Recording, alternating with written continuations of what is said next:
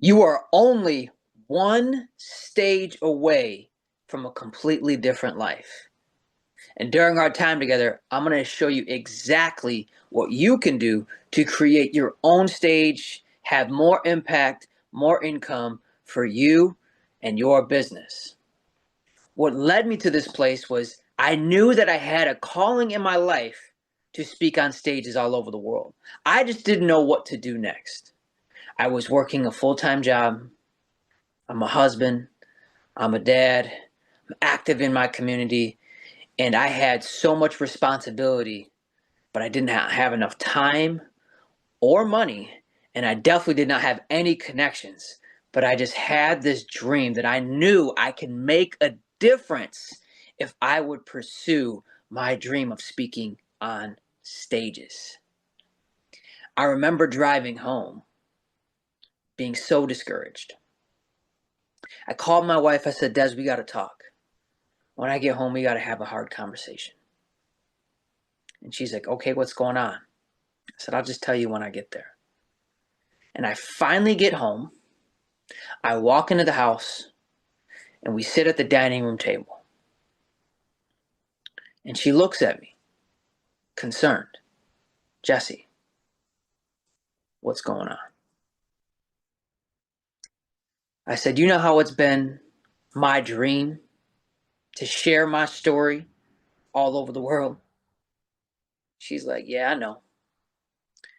I said, well, you know that I hired this coach, but I realized we don't have the money to pay him. In our bank account right now, there's 17 cents. I have to quit on my dream, and we're dead broke, and I'm sorry. And I remember the feeling of shame in that moment. My wife didn't know we were broke. She didn't know I was quitting on my dream.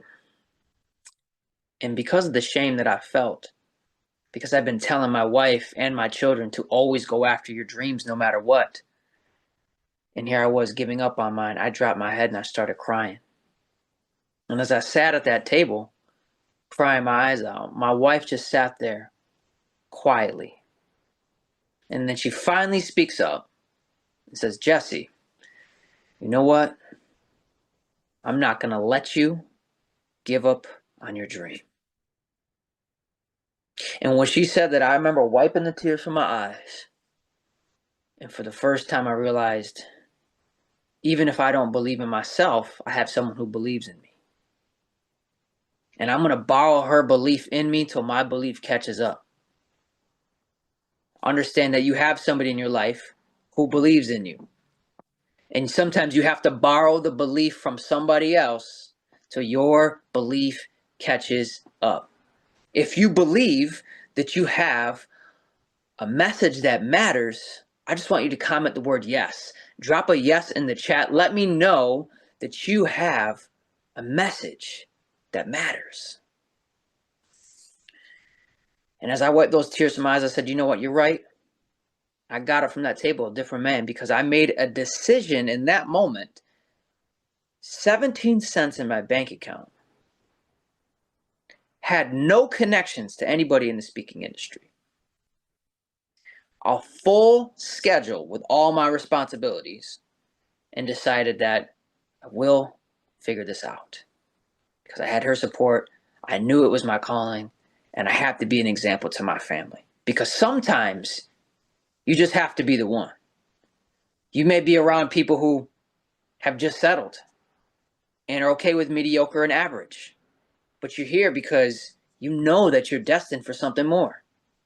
And when you are on your path to becoming more, it's going to be frightening, it's going to be scary, and it's going to be difficult. However, if you stay on the path, eventually you will get to the destination. The problem is that people don't get to the destination because they're too busy delaying the starting line to ever get to the finish line. I'm going to say that again. Most people aren't successful, not because the finish line is so far, but because they keep pushing back the starting line and they never actually start.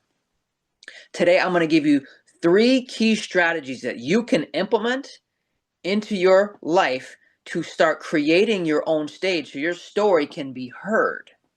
Because until your story is heard, until you actually put yourself out there, it's just a dream, it's just a wish. But we can make the wish and the dream come true when it's backed by action, strategic action that's aligned with your goals and vision for the future.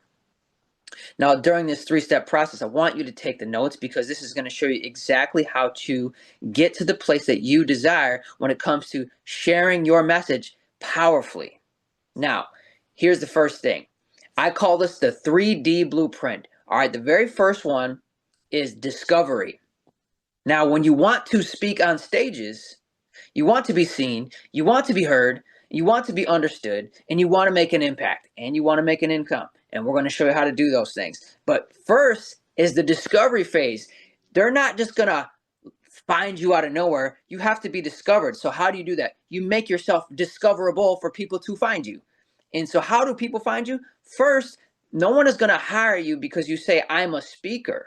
Because even if you have the greatest ability to communicate a message and you're an amazing speaker, that does not equal that you're going to get hired, to get paid, to ever have an opportunity to speak on a stage. Because I've seen the best speakers in the world don't make the most money.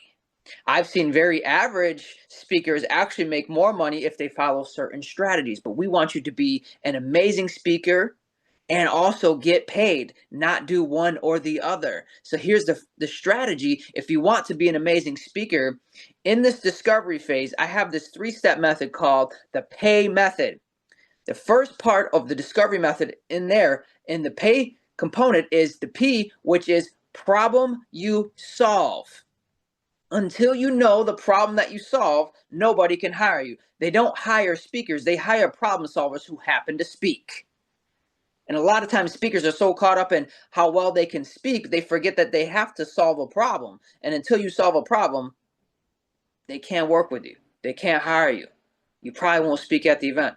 First, solve a problem.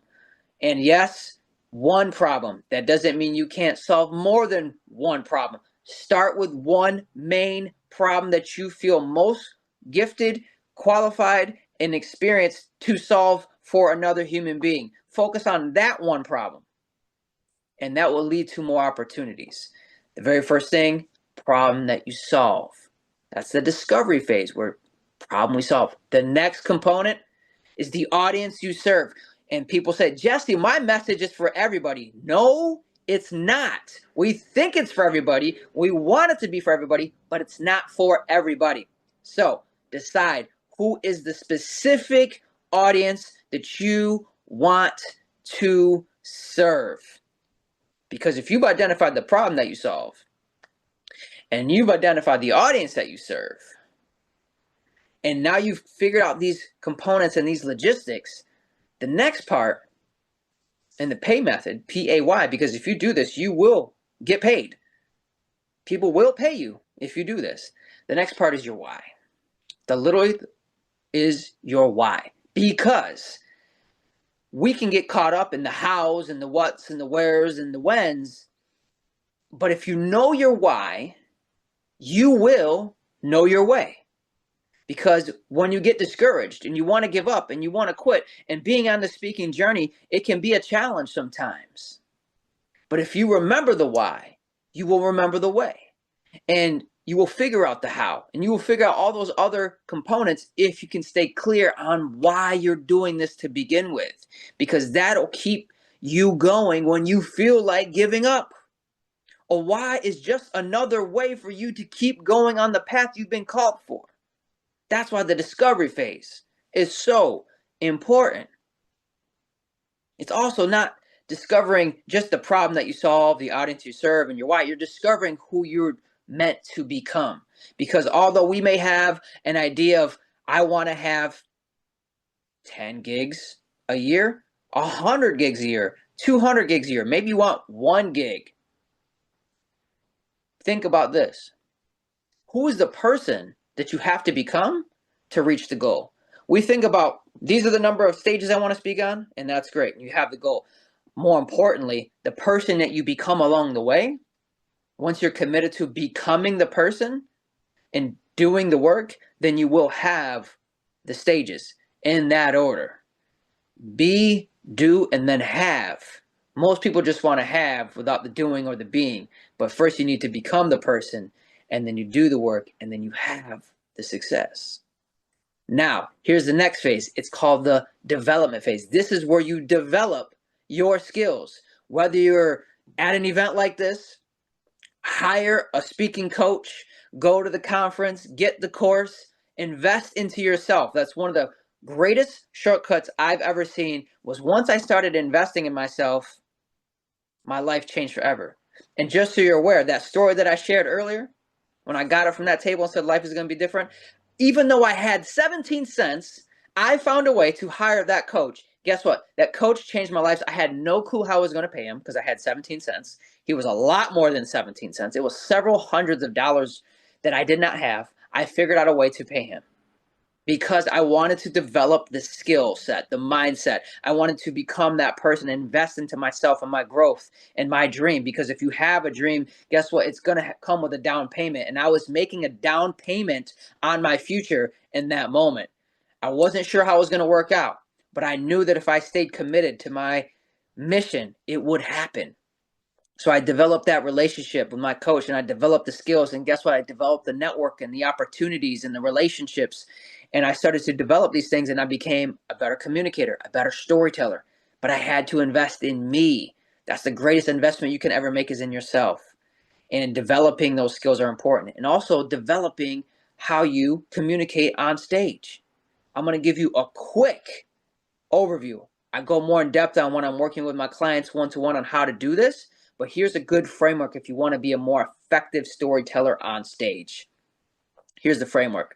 Number one, that you want to connect with your audience. So how do you connect with your audience? You tell stories. You tell a story that connects with their heart. So in the beginning of your presentation, don't try to brag about how awesome you are. Talk about actually how vulnerable you were at one point in your life because you had a struggle and how you overcame it. And now you built a connection. And now they see your heart, and now they can connect with you.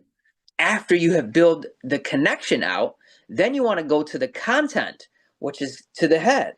This is where you're actually teaching them, like a 3-step process. We all need to have some sort of process that we can teach to the people we're called to serve, because this is where you actually can build credibility and authority, because now you're the expert. So you got to be able to get results for the people that are listening to your message. In the beginning, you're building the relationship and the connection. And in the middle of your presentation, you're building authority and credibility through your 3 to 5 step process. I believe 3 is the best. You can have more, you can have less. 3 is ideal. A 3-step process on how you can specifically help your audience get a quick win in whatever it is that you specifically teach on. For me, it's public speaking, it's storytelling. So I'm giving you frameworks that you can adapt immediately into your life. That is going to be so important. So find a way to educate your audience. Give them something that they can take home with them to improve their quality of life. And their lives will be different, and so will yours, because they're going to now want to hire you. If you have a good story, they'll like you. If you have a great way to educate, they'll actually trust you, and then they'll get to know you by working with you. So that's the know, like, and trust factor being built up. Then from there, after you've done that, you're going to do the call to action. This is for the hands. You're going to get them to do a next step. Whatever that next step is for you, have a next step. The greatest speakers give their audience a next step. Variety of different call to actions you can do. It could be for them to work with you in a coaching program, join your community, subscribe to your channel, join their Facebook group, whatever it is. Have a next step for your audience. And then as you're concluding your message, make sure you leave them inspired.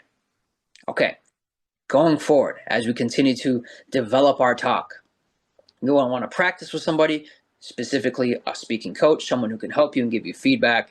Then from there, you've really developed your message. And also, you're going to be developing the right type of mindset that you will need. You're going to develop a marketing plan to put yourself out there on your appropriate platform so people can find you, work with you, and want to hire you. And then lastly, as we get into this last phase, you're in what's called the delivery phase. This is where you're delivering your talk. You're delivering your message. You're delivering the ideas that you have to make this world a better place. And we all have them.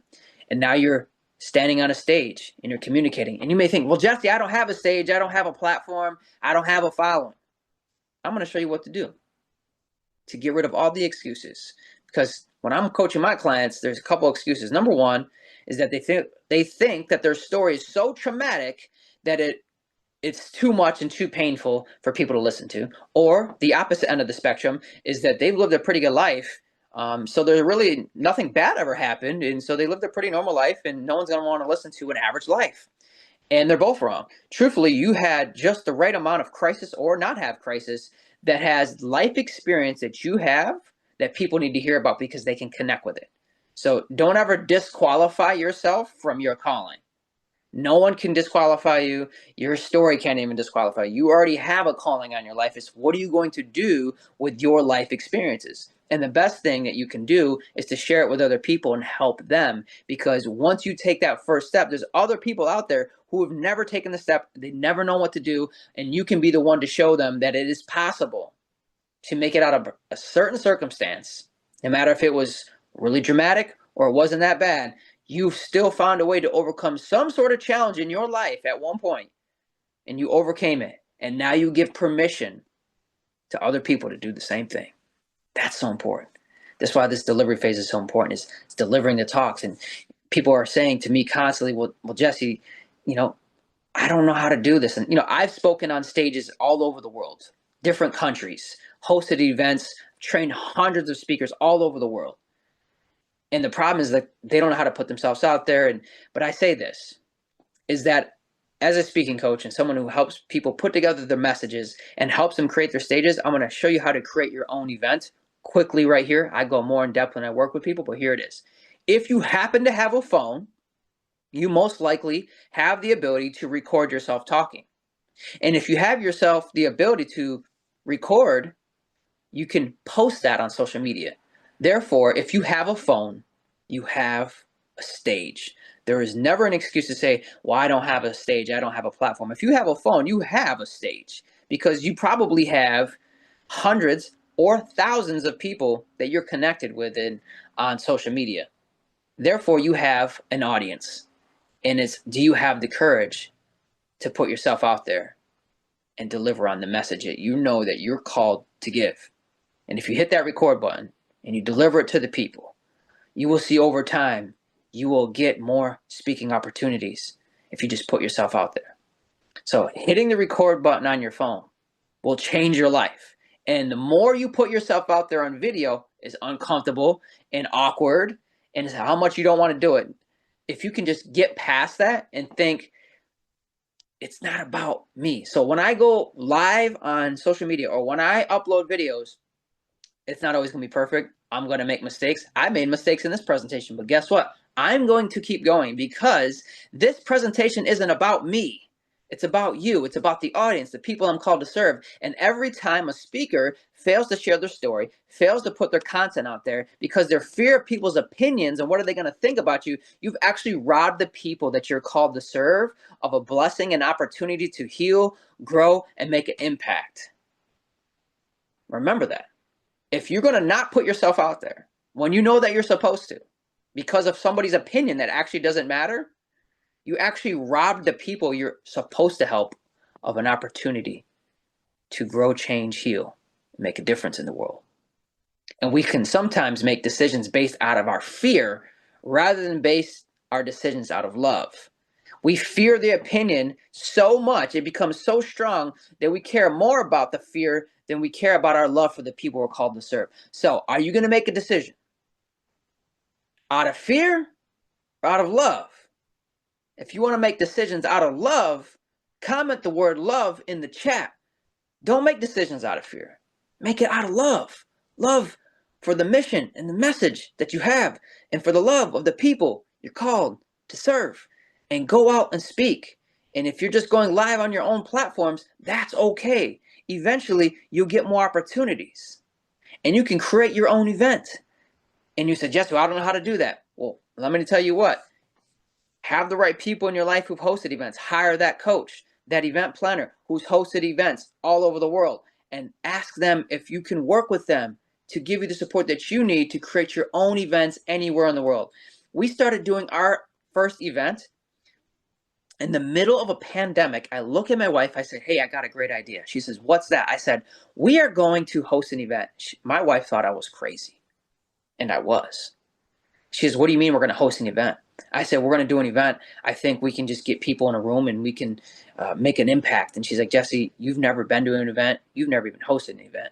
What are you talking about? I said, I know, but I've been talking with some people and I've been getting guidance and instruction. I think we can do this. She's like, Jesse, the whole world is shut down. It's the middle of a pandemic.